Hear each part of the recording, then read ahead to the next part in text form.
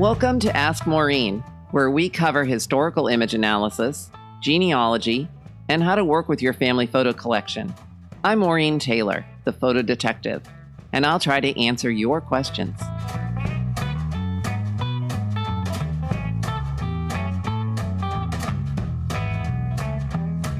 And welcome to the August 2018 edition of the Photo Detective. Remember, you can watch this video on Facebook or listen to the podcast on iTunes. And I love this BeLive platform because it is interactive, which means that if you're watching and you have questions, you can ask them. I hope that you have been reading my blog because I shared a couple of interesting things that happened at an outdoor market near my house. Everyone said I had to go to the old racetrack. It was a big, huge outdoor market. And I finally went. It cost me a whole whopping $1 to get in. And it was very interesting. So I have a couple of blog posts that address what happens when I found a pile of Polaroid pictures from the 1980s on a table, and a conversation I had with one of the vendors when I was buying a photograph, who said, "Why do you love family photographs? Why do people buy these things?" And I remember thinking, that's a blog post for sure. And so I wrote about that. And so your call to action today, when you watch this live, is to tell me why you love your family photographs, what it means to you to have those pictures. Now, on my Photo Detective Facebook page, the call to action is for you to share a school photo. And it could be your school photo. It could be your ancestors' school photo. And so we have quite a few cute ones on there. So I hope that you will participate, because it's a lot of fun to do these call for pictures and see what people come up with. Now, don't forget, listeners of this live who want to try memoryweb.me, get a 14-day trial subscription if they mention that they heard it here.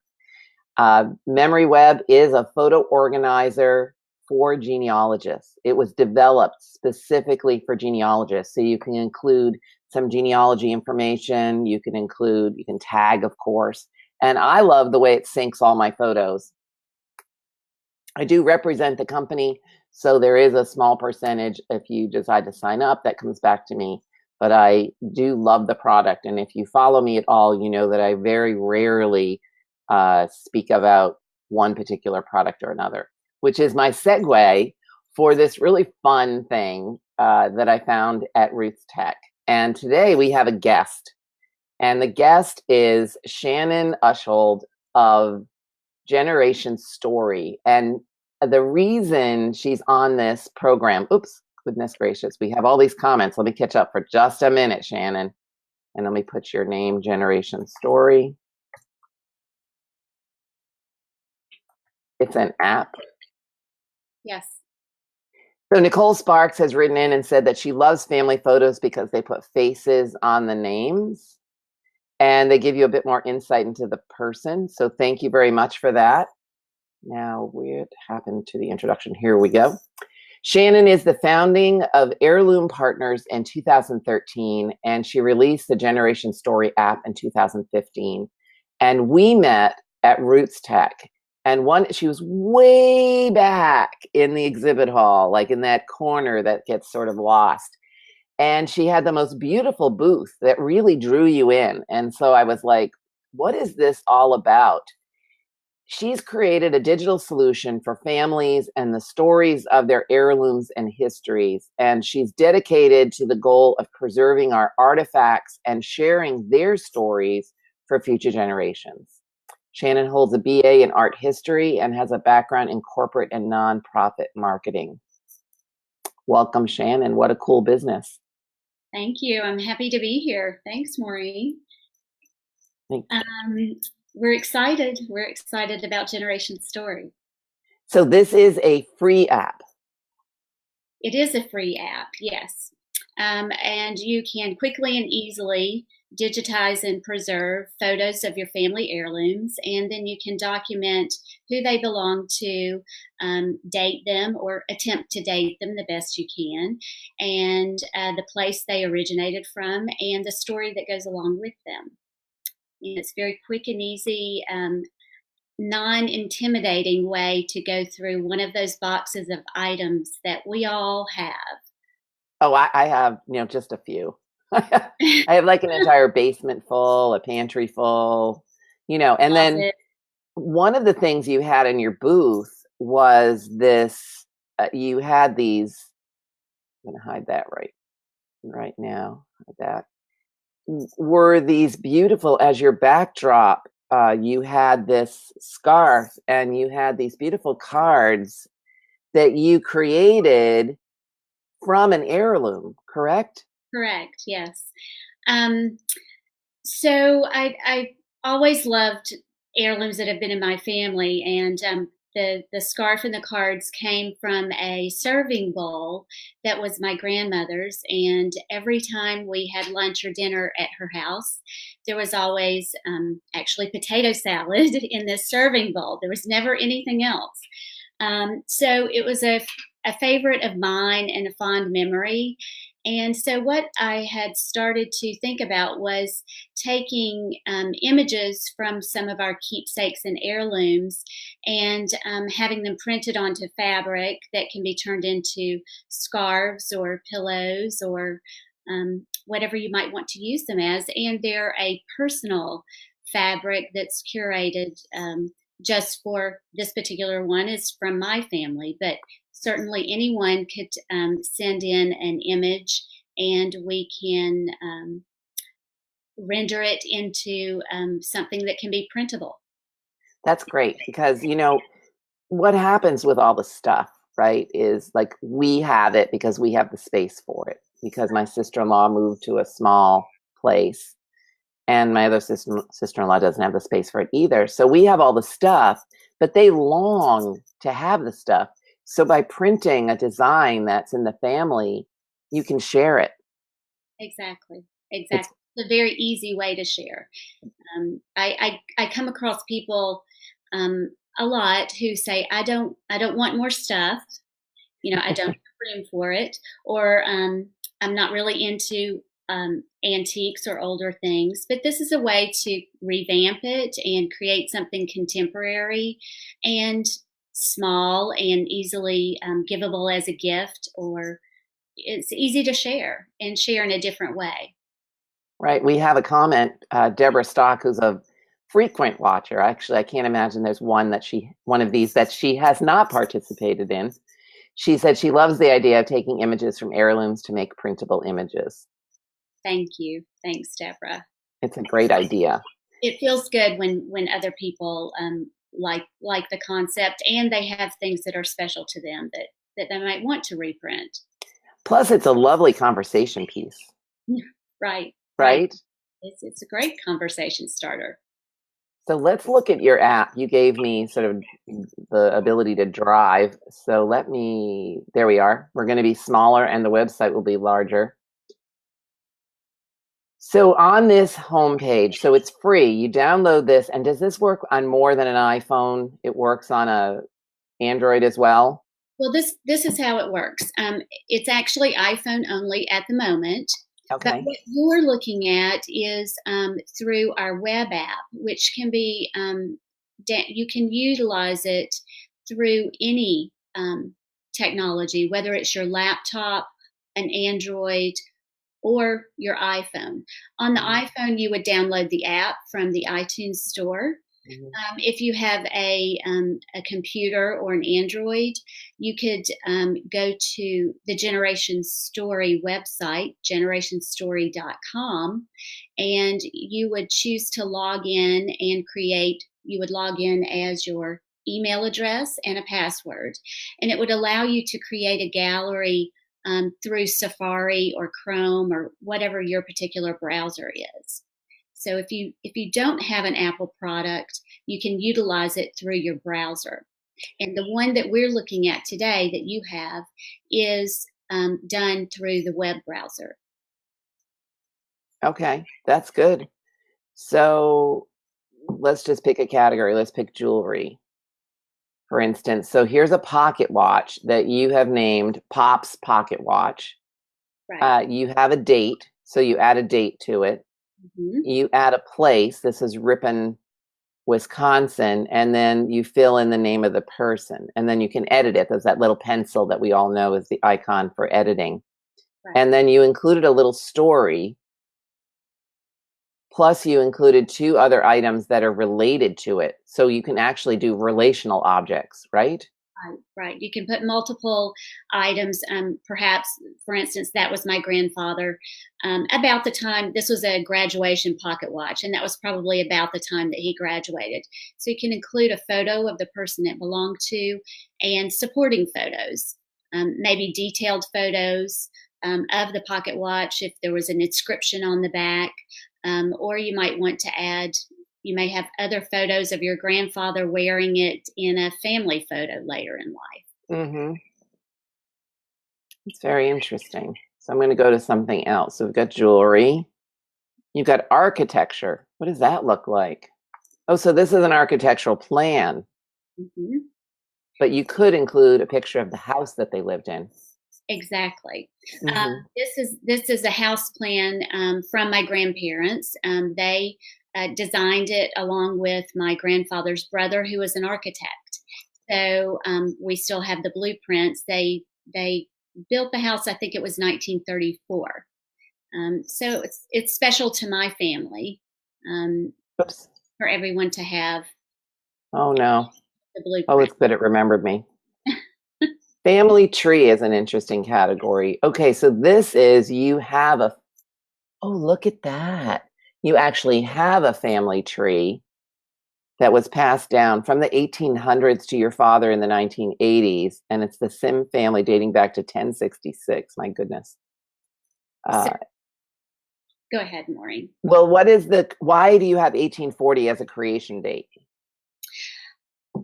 I am deducing that I've looked carefully on the tree and the writings. Hmm. This was it's about a 4 by 4 foot piece of linen paper, Hmm. and as it progressed down to the 2000s, of course, different people contributed to that tree to extend it until almost present. What I did was I followed the handwriting, and when the handwriting stopped changing, which was around 1840, I Ooh. made the assumption that that's probably when it was actually created. I haven't had the paper tested for an exact date, but by the style of the handwriting being unchanged from the beginning, the very top says Sim family genealogy, and it starts about 1066. And that handwriting follows consistently until I get down to about 1840. Hmm. So we have a whole lot of questions and comments. Would you like to see what they are? Sure. Are you ready? So I'm going to take this out so we can see the questions. So June says they make bracelets and necklaces with a copy of the heirloom photo. That's right, exactly. Well, bracelets. You don't make bracelets. Oh, I don't know. I know what she's talking about, and certainly we can look into doing something like that. I think the bracelets are almost like a charm bracelet. Yes, I've seen those. Have a disc with a photo and maybe another disc with another photo for grandchildren, maybe, or people in the family. Are you feeling the love? Linda Barnes, loves it. Oh, I'm so happy. It's so great to get good feedback from people who care about these things. It's important. Janet Roy wants to know, can other family members access what you have created?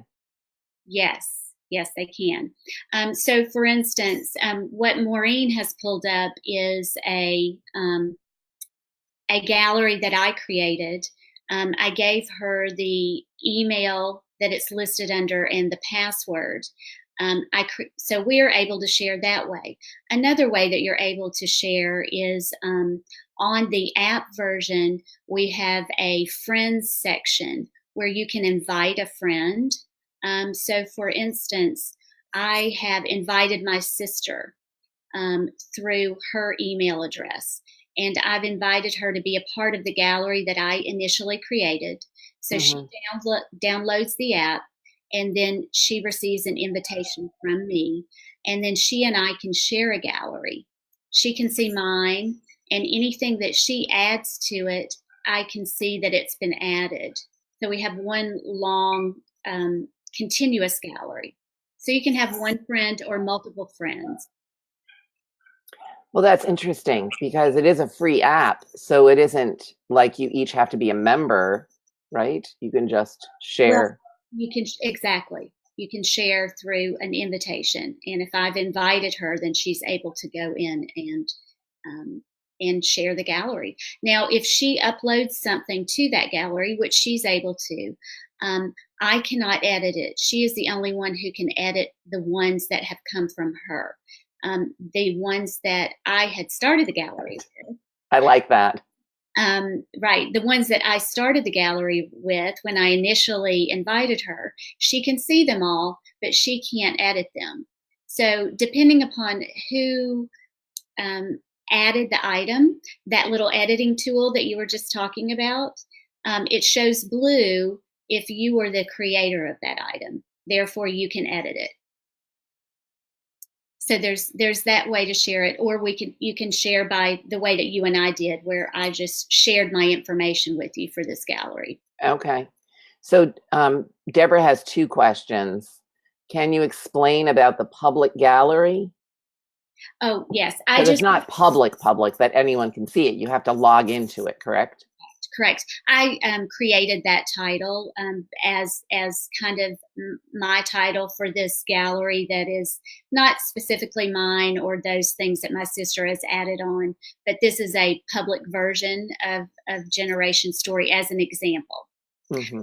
Interesting question, though. I would like to one day have a public gallery that we can let everyone go into, and perhaps maybe one day there's one that people who are willing and interested, we could create a public format for that, right? Right. That we can all share the items that we would like to share with anybody. Right. Right. I have a question for you in just a minute. Deborah also wants to know if there's any limit to how much you can upload. I haven't found a limit yet. Theoretically, there's really no limit because we're talking about images and words. I'm probably on my particular personal gallery at 350, but it can go up as long as the space out there can handle, which of course we know is pretty limitless. So the question I have is, what size images are you uploading? I mean, is there a limit on the size? Are you asking people to do just a certain, like a 100 DPI or a 300 DPI, or? You know, we don't have a limit on the size. I will say the limitation is the frame in which the photo window exists. It is best, I have found, to save your images in a square format. If for those of you who use a phone, is to initially take it, if you're using your phone or your iPad, take it with the square images component there. Or I've gone through and edited some on my camera roll for my phone, from my phone, as well as from my camera, my digital camera, and edited it into a square image. And it's just simply because this particular build of the app holds a square image nicely. But if you perfect, actually. Good. Well, a few of those I had to edit and put into square. So if you're talking about a traditional portrait painting that might kind of the ratio of a 24 by 36 poster, that that we're having a little bit of problem with, and in our next build, we'll address that. You would want to crop it, get the most important component in the middle, and save it as a square so that it shows nicely in your gallery. Right. So you're trying to figure out a way to shrink the object so that it will fit within that square. Exactly. Yeah. Which, I have that problem on my website sometimes in my store. right. It wants to save the images as a square and then crop out the title of the book. Yes. You know exactly Something. what I'm talking about then. So Exactly. that is something that we want to address, but part of the reason I believe for that is we're using these quick and easy digital formats, and it's just easier for them to use a consistent photo block in order for things to work fast and furiously the way that we like them. But on our next build, we're going to address that and see if we can make it a little better. There's always a next one, isn't there? Oh, of course. Of course. There's always something else you just like to see. As soon as you finish one, there's always the next one. I know. So Nicole asks, how are the images and data stored, and is it possible to export the galleries? At the moment, we don't have a way to export in this initial product. That, along with the image size, will be one of the things that we definitely want to do, because it is something that people do want to maybe share in another way. So where is everything stored? It's stored on a cloud-based system that even really, really large companies use. So to answer that previous question, is there a capacity on the number of items stored? There's really not. That I think also will come along with growth, that will require us to charge a fee for it, because the more you store, once you hit a certain point, your storage fees go up. Well, that was one of my questions, actually, was if you're storing everything to a cloud-based, there's got to be costs involved with that. So right now, the tease is to make this app completely free so people will use it and love it and see the purpose of it. And then maybe in the future, there'll be a charge for it just to pay for storage, basically. Exactly. Yes. Yes. But we're not there yet. We're not there yet. So try it. Working on it. Yeah. Try it now, right? While it's right. Try it now. We have another love note for you. Oh, great. Thank you so much. Well, this is very interesting. You know, we just, my sister-in-law did take all of the historic clothing that was in the family that's been passed down since, well, we've just learned how old some of this clothing is. It's back to early 1860s. Wow. Is this one little article of clothing. And so I have pictures of that clothing, and then I have photographs of those people. And certainly I can do a relational thing in Memory Web, but I can also use this free app and put a picture of the clothing and then do that relational thing where I put pictures of the people in the family. Maybe I'm going to get lucky and I'm going to find a picture of someone actually wearing that valuable garment that got passed down for generations. That's what I was going to say. We've got some clothing, but I don't have any photos of someone in the clothing. So that would be a real find. That would be a real find. I'm asking all the other cousins, the descendants, because we know who most of them are. And we have a wedding dress that the bodice was taken off and then a different bodice put on. And several brides in the family have worn it. And the most recent bride in the family wanted to wear it. And at this point, we called in a costume person to see if it was, in good enough shape to be worn yet again. And she said, she can't wear this. It's toxic. There's some sort of chemical in the dress. Oh, wow. So no bride will wear it again. Well, now you can have it preserved. And we're going to have it preserved. Right. We have it preserved. Some things will be donated. Okay. And we have another question, which is, Michelle wants to know, can you mention again how we can print an image to a scarf and other things? And that's right. In the public gallery, probably there is not a way to order a print. There's not. That would be contacting me directly.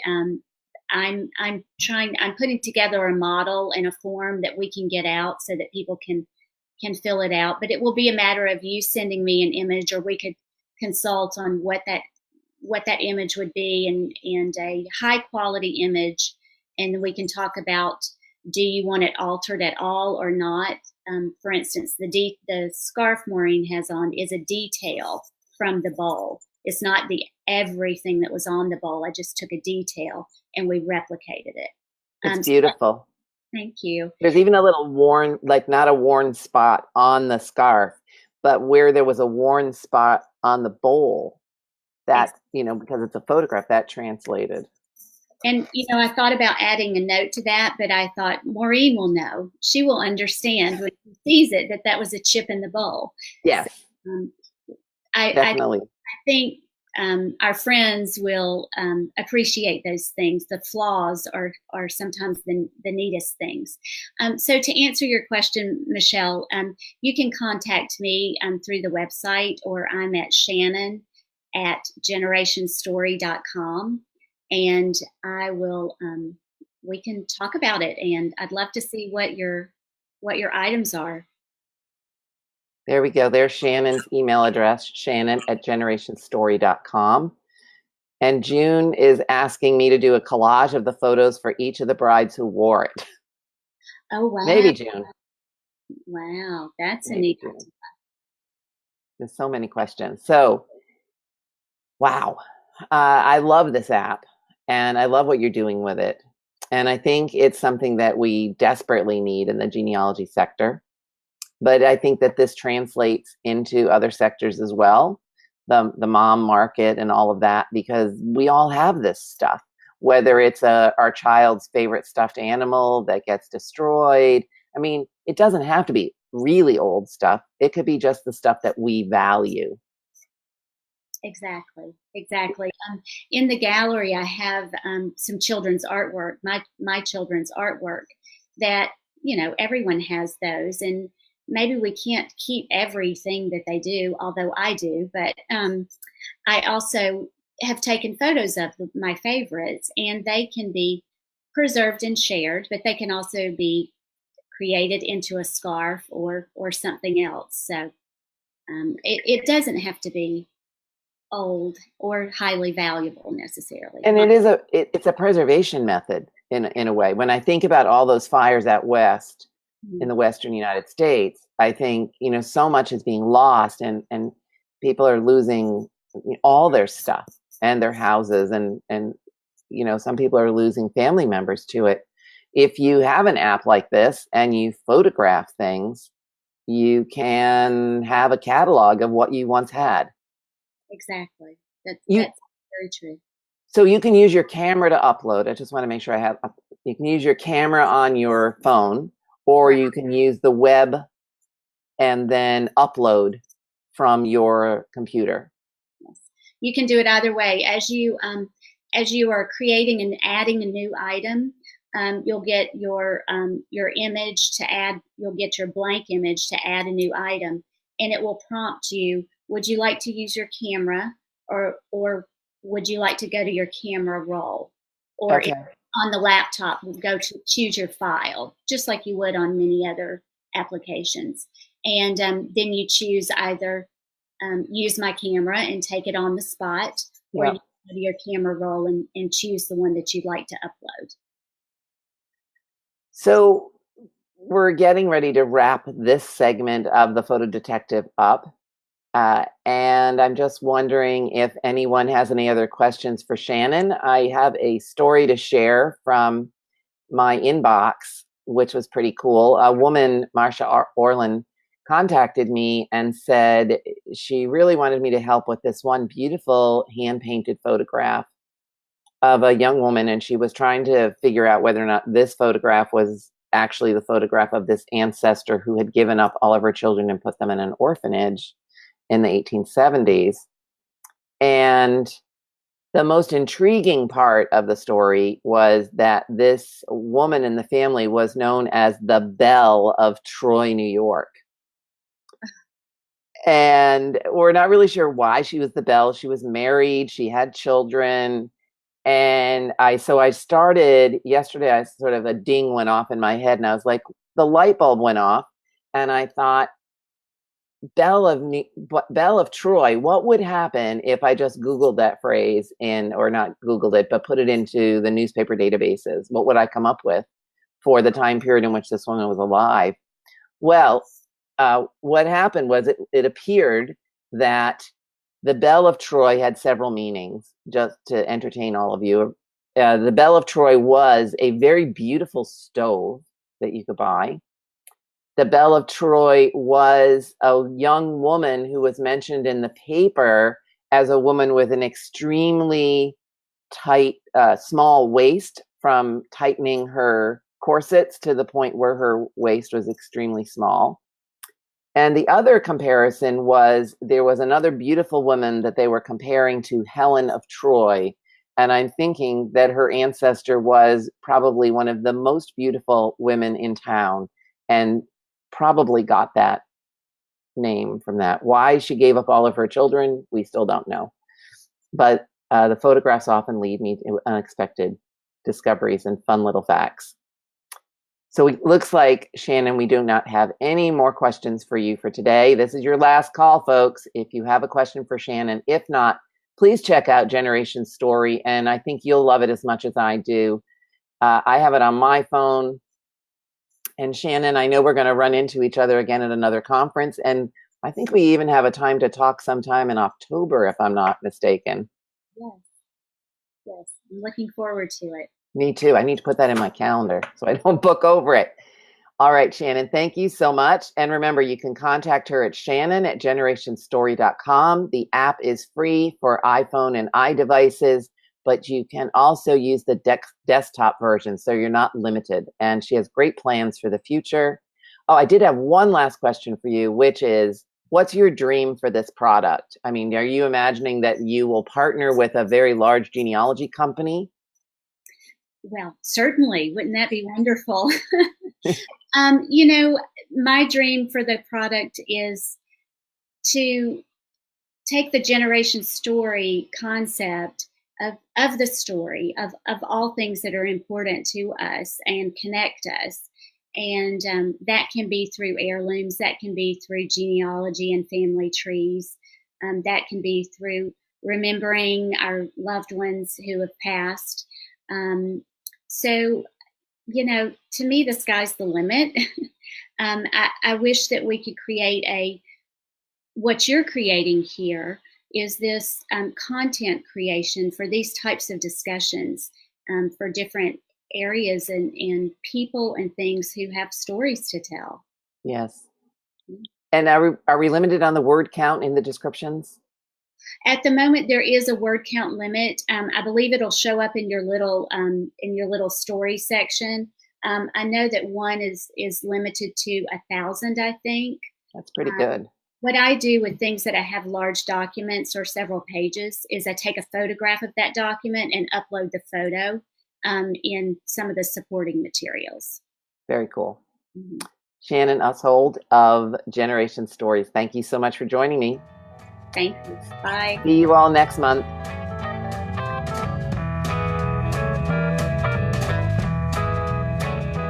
Thank you for watching and listening. You can submit your questions for future episodes using the Ask Maureen button on MaureenTaylor.com or through any of my social media contacts. You can find me on Twitter and Instagram as The Photo Detective and on Facebook at Maureen Photo Detective. I hope you'll come back for the next show. Don't forget to send me your questions.